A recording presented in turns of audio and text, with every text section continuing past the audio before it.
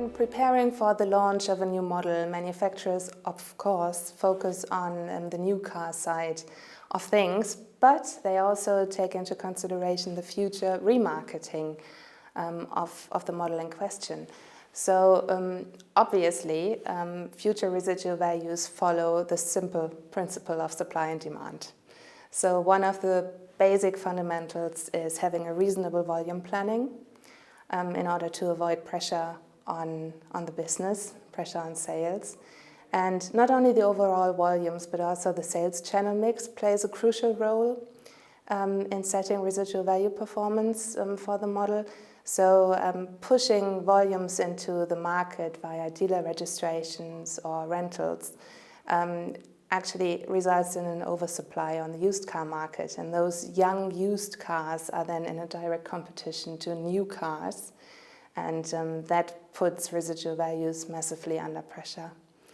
The same holds true for excessive discounts. So just imagine if you can get a 30% discount on a C-hatch vehicle, then you would not be willing to pay an equal price for a used car. So obviously you would expect to pay considerably less, and that will wash through to the residual value development throughout the life cycle of that car.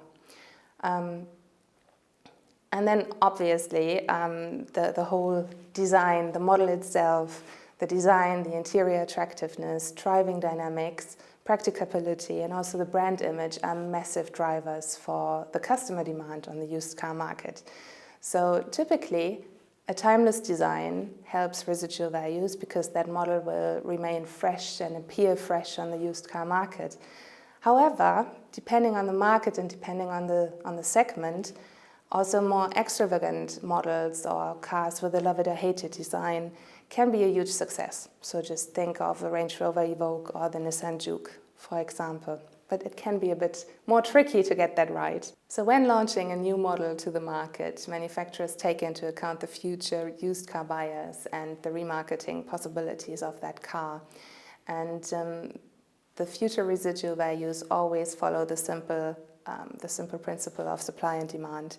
So on the supply side, it's very important to have a look on a reasonable overall volume planning as well as a good sales channel mix. On the demand side, it's all about the emotional appeal of the car, the interior attractiveness, the practicability, the right level of equipment, and of course the brand image does help.